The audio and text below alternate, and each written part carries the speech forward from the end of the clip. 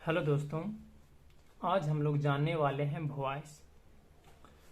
तो चलिए बिना टाइम को वेस्ट किए हुए स्टार्ट करते हैं। तो वॉइस दो प्रकार का होता है। वॉइस कहने का मतलब बातचीत, जो हम लोग बोलते हैं वो उसी को हम लोग क्या कहते हैं, वॉइस कहते हैं। तो वॉइस दो प्रकार का होता है, एक एक्टिव वॉइस होता है और दूसरा पैसिव वॉइस होता है। एक्टिव वॉइस को शॉर्ट में एवी से डिनोट करते हैं और पैसिव वॉइस को शॉर्ट में पीवी से डिनोट करते हैं। जो एक्टिव वॉइस है वो हम लोग पहले ही पढ़ चुके हैं। एक्टिव वॉइस कुछ और नहीं होता है, जितने सारे टेंस हैं वो सारे टेंस को ही हम लोग क्या कहते हैं, एक्टिव वॉइस कहते हैं। अब पहचानने के लिए अब सीखना है हम लोगों की, तो कैसा सेंटेंस एक्टिव वॉइस होगा और कैसा पैसिव होगा। एक्टिव पहचानने में तो कोई दिक्कत ही नहीं, क्योंकि हम लोग टेंस पढ़ चुके हैं। वो कहेंगे जितना भी सारा टेंस है वो सारा का सारा एक्टिव वॉइस है। तो सवाल अभी ये उठता है कि भाई तो पैसिव वॉइस कौन सा है। तो पैसिव वॉइस में जितना भी हम लोग एक्टिव वॉइस पढ़े उस सब में सब्जेक्ट कैसा रहता था, डूअर।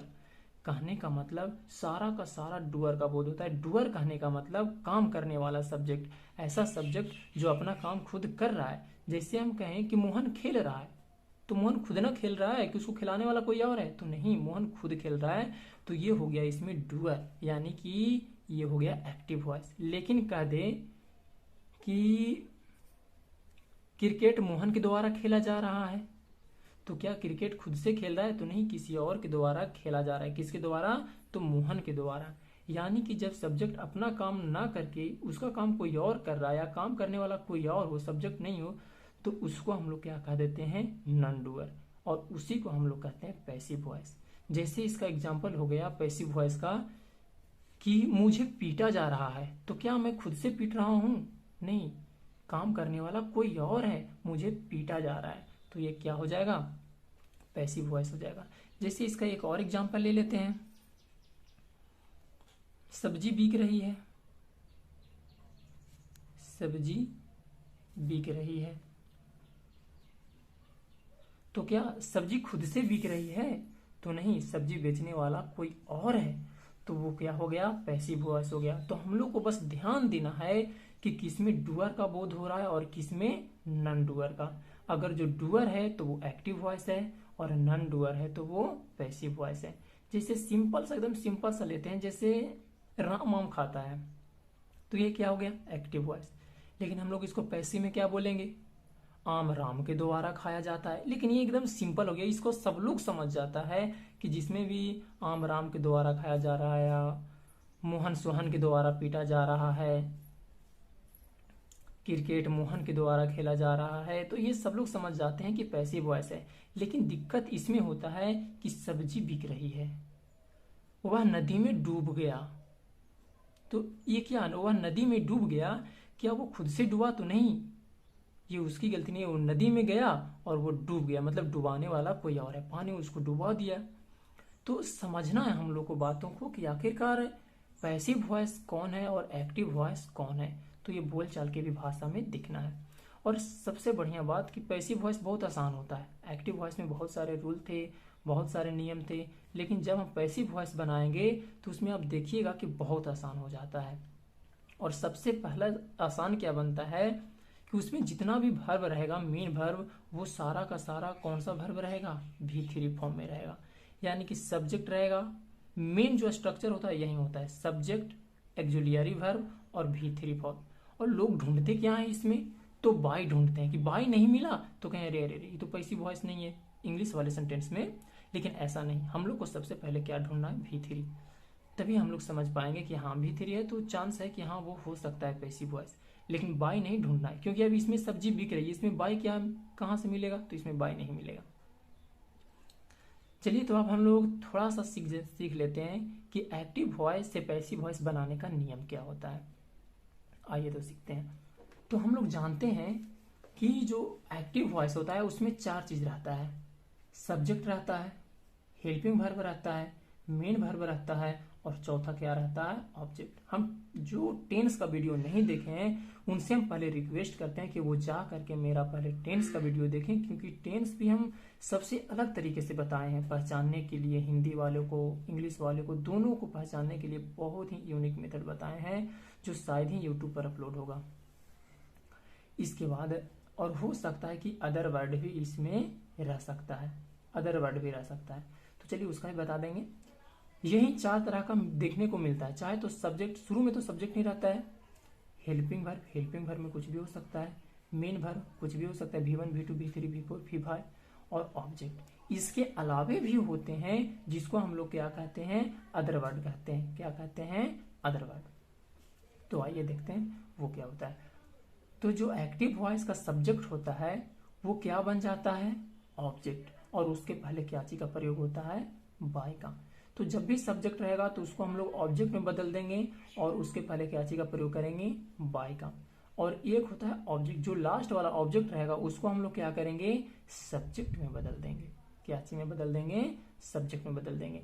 देखिए हम रूल लिखाएंगे नहीं, हम आप लोग को समझा रहे हैं और आप लोगों को इसी तरह से याद करना है। इसके बाद हेल्पिंग वर्ब का हेल्पिंग वर्ब हम लोग लिखेंगे किसके अनुसार, तो सब्जेक्ट के अनुसार। हम हमेशा बताए हैं कि जो भी हेल्पिंग वर्ब आता है उस सब्जेक्ट के अनुसार ही आता है, और हम बताएंगे कि वो कितना आसान होता है।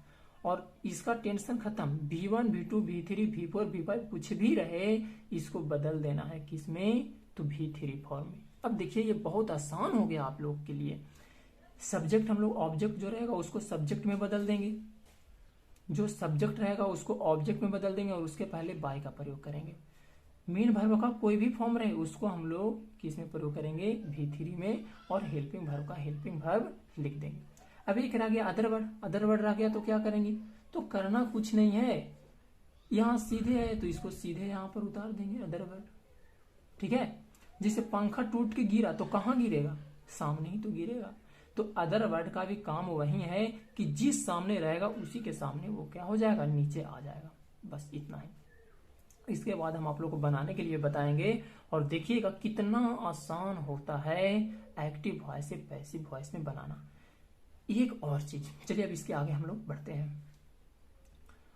तो एक्टिव वॉइस में तो बहुत सारे सेंटेंस रहेंगे। तो सबसे पहले हम लोग को समझना है, जो कि हम लिख दिए, कि पैसिव वॉइस में कभी भी डू, डज, डिड ये 3 गो हेल्पिंग वर्ब का प्रयोग नहीं किया जाता है, एकदम वर्जित है ये। इसलिए अगर जो कहीं पर दिख जाता है डू, डज, डिड तो हम लोग कहेंगे कि ये पैसिव वॉइस नहीं है। तो चलिए हम लोग बनाना स्टार्ट करते हैं। तो आप लोग को हम बताए होंगे टेंशन किसमें, इसमें तो टेंशन है ही नहीं, इस सबको V3 में बदल देना है। टेंशन रहता है कि भाई ये जो हेल्पिंग वर्ब है वो सब्जेक्ट के अनुसार कैसे कैसे बदलेगा। अगर जो एक्टिव वॉइस में डू डज रह गया तो उसको हम लोग कैसे बदलेंगे, इज एम आर रह गया तो उसको कैसे बदलेंगे। तो चलिए देखते हैं। टेंशन सब्जेक्ट और ऑब्जेक्ट का नहीं होता है, बिल्कुल नहीं होता है, क्योंकि ऑब्जेक्ट को क्या बदल देना है, सब्जेक्ट में बदल देना है। ऐसे चलिए मैं आप लोगों को बता देता हूं। जैसे हम कुछ सब्जेक्ट लिख देते हैं और कुछ ऑब्जेक्ट बताते हैं, सारा सब्जेक्ट लिख देते हैं और सारा ऑब्जेक्ट, जो भी सब्जेक्ट रहेगा वो ऑब्जेक्ट में कैसे बदलता है। जैसे हम कह दिए आई, अगर जो सब्जेक्ट आई है तो इसका ऑब्जेक्ट क्या हो जाएगा, तो आई का हो जाता है मी। अगर जो सब्जेक्ट में है बी तो इसका ऑब्जेक्ट में बदल जाएगा अस। अगर जो सब्जेक्ट में है ही तो इसका ऑब्जेक्ट हो जाएगा हिम। अगर जो सब्जेक्ट में है सी तो इसका ऑब्जेक्ट में हो जाएगा हर। अगर जो सब्जेक्ट में है दे तो इसका ऑब्जेक्ट में हो जाएगा देम। अगर जो सब्जेक्ट में है इट तो इसका ऑब्जेक्ट भी इट ही होता है, कोई परिवर्तन नहीं। अगर जो सब्जेक्ट है नेम, कोई नाम है जैसे मोहन, सोहन, रोहन, तो इसका ऑब्जेक्ट में ही यही रह जाएगा, कोई भी परिवर्तन नहीं होगा। बात समझ में आ रहा है। तो इसके बाद अब हम लोग को समझना है कि करना क्या रहता है। तो अभी अभी बोले थे कि जो सब्जेक्ट रहता है ये किस में बदल जाता है, तो ये बदल जाता है ऑब्जेक्ट में, और जो ऑब्जेक्ट होता है वो किस में बदल जाता है, सब्जेक्ट में। तो जब सब्जेक्ट से ऑब्जेक्ट में बदलना रहेगा तो इसके पहले बाय तो हम लोग लगाएंगे ही लगाएंगे। अब सब्जेक्ट में है आई तो आई से क्या चीज में बदल जाएगा, तो मी में बदल जाएगा। अगर जो सब्जेक्ट में है बी तो उसको ऑब्जेक्ट में जब लिखेंगे तो बी की जगह पर बी ही नहीं लिख देंगे, उसको बदल करके लिखेंगे। बी किस में बदल जाएगा, अस में बदल जाएगा। ही किस में बदल जाएगा तो हिम में बदल जाएगा, सी किस में बदल जाएगा तो हर में बदल जाएगा, दे किस में बदल जाएगा तो देम में बदल जाएगा, ईट का ईट ही रह जाएगा और नेम का नेम ही रह जाएगा। और सेम टू सेम ऑब्जेक्ट किस में बदलेगा, सब्जेक्ट में बदलेगा ना। तो जब सब्जेक्ट में बदलेगा तो ऑब्जेक्ट में रह गया मी, तो क्या हम लोग सब्जेक्ट के रूप में मी ही लिख देंगे, तो नहीं, मी किस में बदल जाएगा आई में बदल जाएगा, अस किस में बदल जाएगा बी में बदल जाएगा, हिम ही में, समझ गए होंगे, हर सी में, अगर जो देम है तो दे में, ईट है तो ईट में ही, और नेम है तो नेम में ही बदल जाएगा। जब हम आप लोगों के एग्जाम्पल लेकर के बताएंगे एक्टिव वॉइस से पैसिव वॉइस बनाना, तो उसमें हम ये सारा का प्रयोग करेंगे। आप इसको सबसे पहले याद कर लीजिएगा जिनको याद नहीं है, ठीक है। ऐसा पहले से भी इसको जानते होंगे, और जो लोग नहीं जानते हैं या जो जानते हैं वो भी इसको एक बार लिख लीजिएगा और याद कर लीजिएगा। चलिए तो अब हम लोग आगे बढ़ते हैं। सब्जेक्ट का और ऑब्जेक्ट का टेंशन खत्म हो गया। अब था मेन वर्ब का एक, तो ये मेन वर्ब का भी टेंशन खत्म कि भाई ये मेन वर्ब है तो इसको V3 फॉर्म में लिख दो। और अदर वर्ड का भी टेंशन नहीं रहा, अदर वर्ड जहां पर है वहीं पर हम लोग क्या करेंगे, इसको अदर वर्ड जहां पर रहेगा वहीं पर अदर वर्ड को सीधे के सीधे उतार देंगे। तो टेंशन अब किसका रह गया, तो टेंशन रह गया हेल्पिंग वर्ब का। किसका, हेल्पिंग वर्ब का।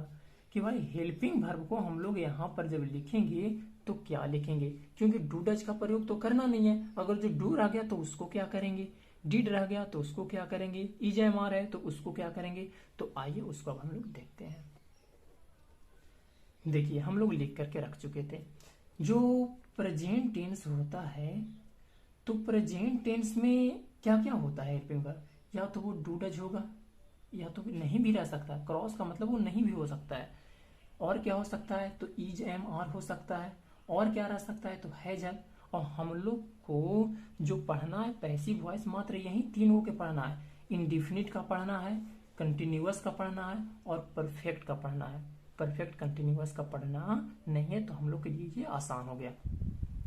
अगर जो प्रेजेंट इंडिफिनिट टेंस का स्ट्रक्चर है तो उसमें डू डज रहेगा या नहीं भी रह सकता है। तो चाहे तो डू डज रहे या फिर नहीं रहे तब भी हम लोग हेल्पिंग वर्ब का प्रयोग करेंगे तो करेंगे। अगर जो कोई भी हेल्पिंग वर्ब का प्रयोग नहीं हुआ है तब भी हम लोग करेंगे। और क्या करेंगे, तो इज एम आर करेंगे। तो इंडिफिनिट में क्या रहता है, V1 रहता है, तो V1 भी किस में बदल जाएगा, V3 में बदल जाएगा। क्योंकि इसका तो टेंशन ही नहीं है तो उसको हम लिखे ही नहीं है। फिर हो गया कंटिन्यूअस।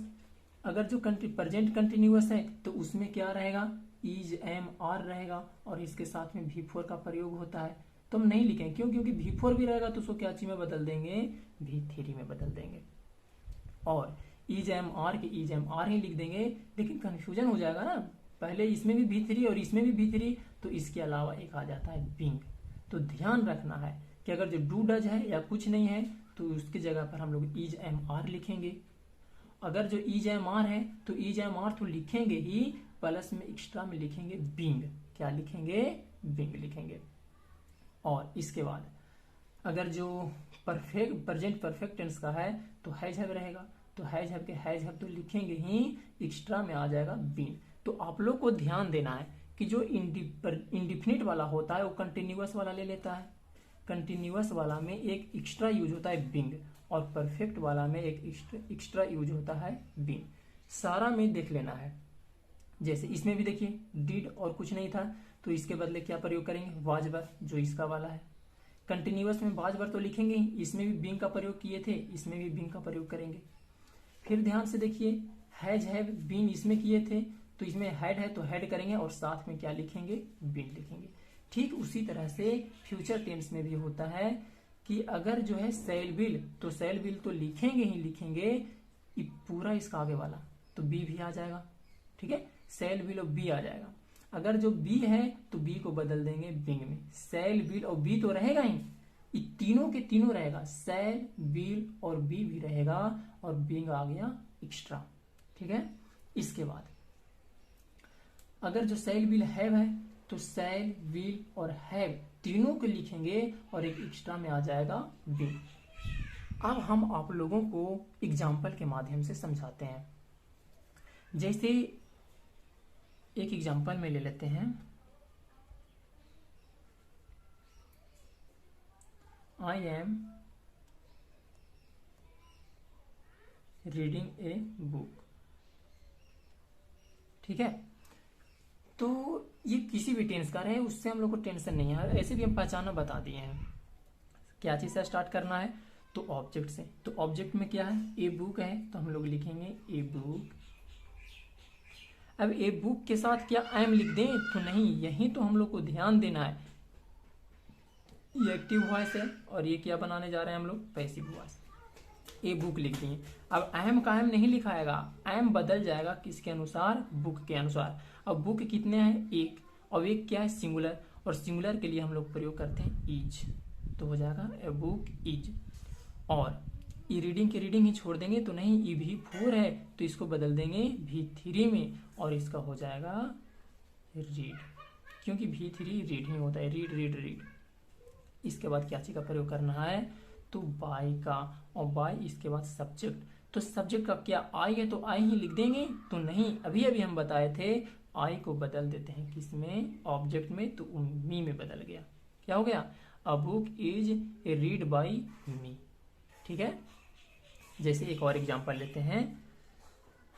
एक्टिव वॉइस का एग्जांपल हो गया,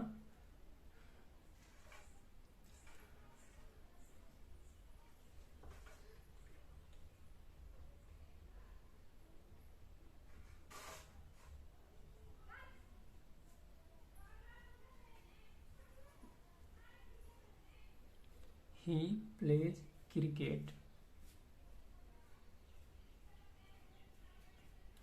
एक एग्जाम्पल लिए, ही प्लेज क्रिकेट। अब इसमें ध्यान देना है, जब ही है और इसके बाद कोई हेल्पिंग वर्ब तो है ही नहीं, तो हम लोग बनाएं कैसे, तो कहेंगे सबसे पहले ऑब्जेक्ट से बनाएंगे। क्रिकेट का ऑब्जेक्ट क्या हो जाएगा, क्रिकेट ही हो जाएगा, क्रिकेट ही हो जाएगा। अब इसके बाद हेल्पिंग वर्ब प्रयोग करना है, तभी देखना है कि किसका है, तो ये V1 प्रयोग है, इसका मतलब कि प्रेजेंट इंडिफिनिट का है। अब प्रेजेंट इंडिफिनिट में हम लोग अभी पढ़े थे कि कुछ भी नहीं रहेगा, तब भी हम लोग इज एम आर का प्रयोग करेंगे। अब क्रिकेट के साथ में क्या चीज का प्रयोग होगा, तो होगा इज का, क्या चीज का, इज का।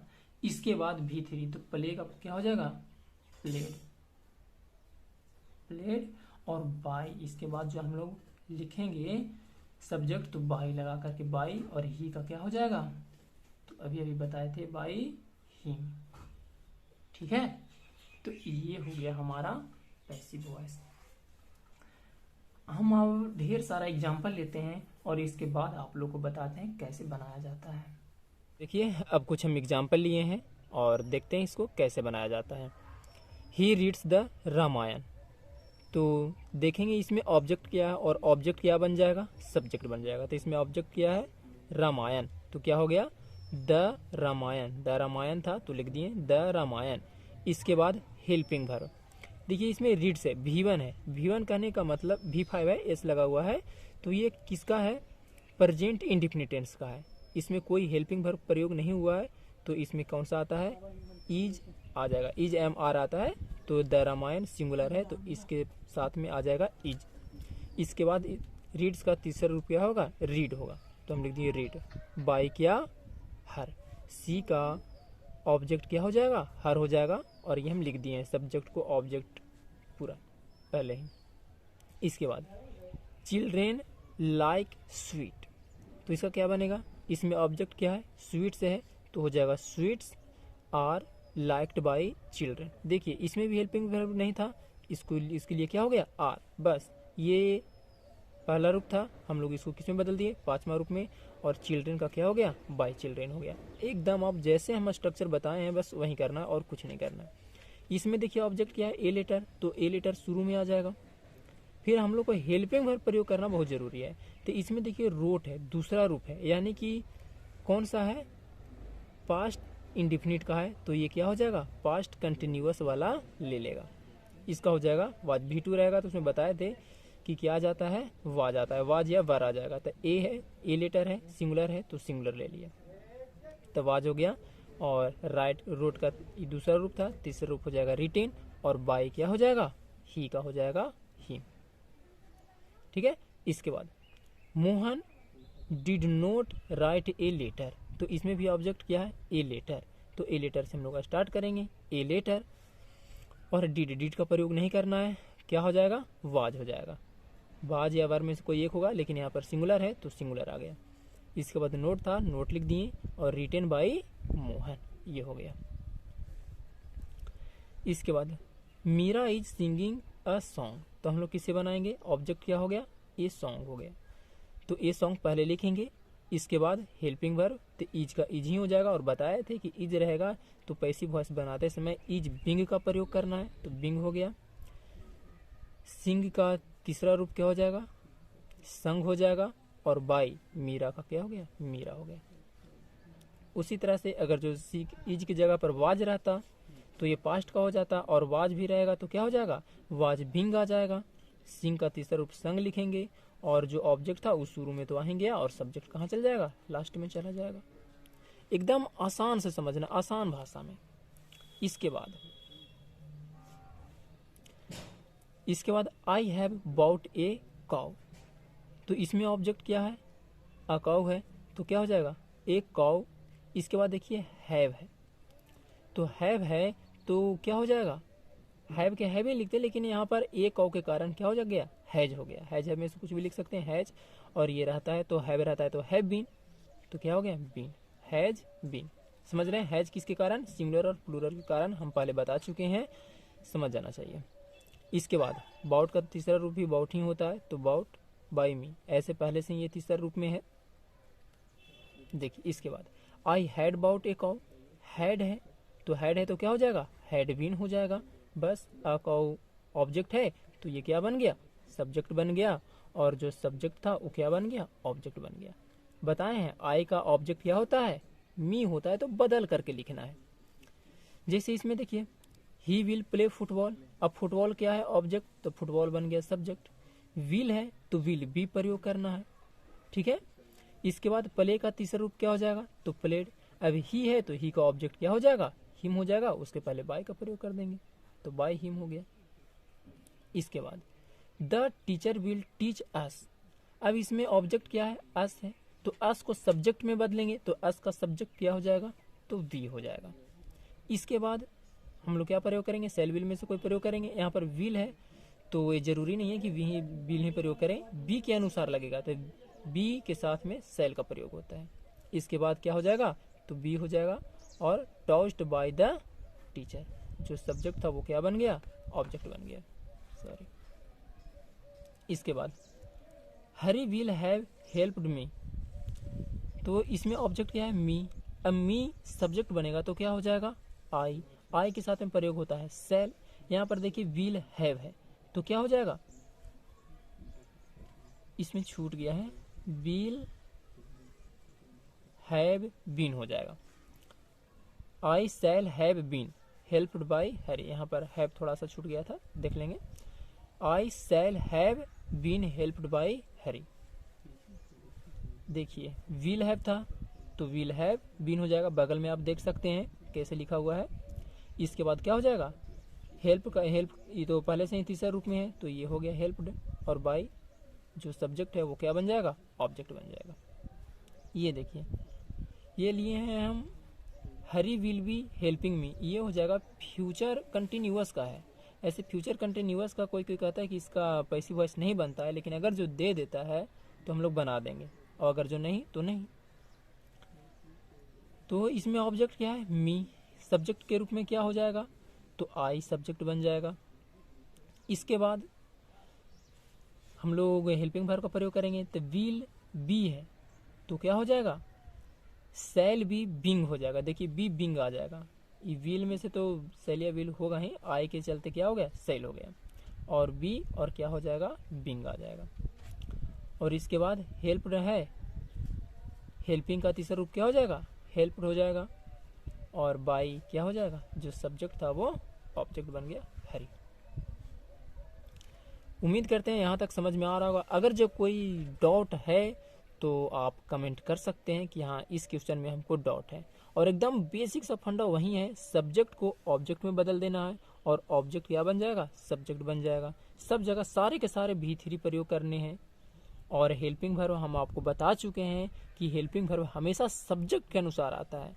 अब इज कभी कभी आर में बदल जाता है, वाज कभी कभी वर में बदल जाता है, सेल कभी बिल में बदल जाता है, तो ये सब्जेक्ट के अनुसार होता है। इसलिए इस बात पर आप ध्यान दीजिएगा। जो हम चार्ट बनवा करके एक बार लिखवाए थे उसको आप याद कर लीजिएगा।